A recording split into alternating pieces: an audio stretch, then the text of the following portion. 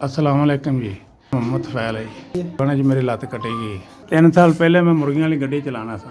एक जगह ते गड्डी खिलारी सी ते पिछे बैक साइड से चढ़न लगा ते इट्टां ट्राली आण के पिछे वजी मेरी लत्त नूं ते मेरी लत्त कटी गया ते उन्हें गोडा कर दिता। मैं मस्कीन आदमी है जी। ਇਹ ਮੇਰੇ ਬੱਚੇ ਨੇ ਜੀ। ਇਹਨਾਂ ਤੋਂ ਪਰੇਸ਼ਾਨ ਆ, ਰੋਟੀ ਜੀ ਨਹੀਂ ਖਵਾਈ ਜਾਂਦੀ। ਮਜਬੂਰੀ ਬਣੀ ਪਈ, ਮੇਰੇ ਘਰ ਰਾਸ਼ਨ ਕੋਈ ਨਹੀਂ ਹੈਗਾ ਕਿਰਾਇਆ ਤੇ ਦੇਣ। ਇਸ ਟਾਈਮ ਬਹੁਤ ਪਰੇਸ਼ਾਨ ਆ, ਖਾਣ ਪੀਣ ਵਾਸਤੇ ਕੋਈ ਹੈਗਾ ਨਹੀਂ। ਮਹੱਲੇਦਾਰ ਜੀ ਮੇਰੀ ਮਦਦ ਕਰਦੇ ਨੇ।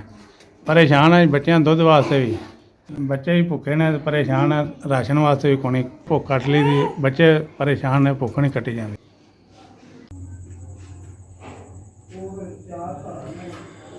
5000 ਰੁਪਏ ਜੀ। ਤੁਹਾਡੇ ਦਾਰੇ ਦੀ ਬੜੀ ਮਿਹਰਬਾਨੀ, ਤੁਸੀਂ ਮੇਰੀ 5000 ਦੀ ਮਦਦ ਕੀਤੀ। ਮੇਰੀ ਦੁਆ ਹੈ ਰੱਬ ਤੁਹਾਡੇ ਦਾਰੇ ਨੂੰ ਹਮੇਸ਼ਾ ਕਾਮਯਾਬ ਰੱਖੇ। ਗਰੀਬਾਂ ਦੀ ਮਦਦ ਕਰਦੇ ਰਹੋ। ਦਿਹਾੜੀ ਮਿਹਨਤ ਕਰਨਾ ਸਾਂ, ਜਦੋਂ ਦੀ ਮੇਰੀ ਲੱਤ ਕੱਟੀ ਗਈ ਉਦੋਂ ਦੇ ਬਹੁਤ ਪਰੇਸ਼ਾਨ ਹਾਂ, ਸ਼ਾਮ ਨਹੀਂ ਕਰ ਸਕਦਾ। 5000 ਦੀ ਮਦਦ ਕੀਤੀ, ਬਹੁਤ ਤੁਹਾਡਾ ਸ਼ੁਕਰੀਆ। ਰਾਸ਼ਨ ਵਗੈਰਾ ਪਾ ਲਾਂਗਾ, ਸਕੂਨ ਨਾਲ ਖਾ ਲਾਂਗੇ। ਦਾਰੇ ਦਾ ਬਹੁਤ ਸ਼ੁਕਰੀਆ। ਗਰੀਬ ਤੇ 5000 ਦਾ ਸਾਨ ਕੀਤਾ।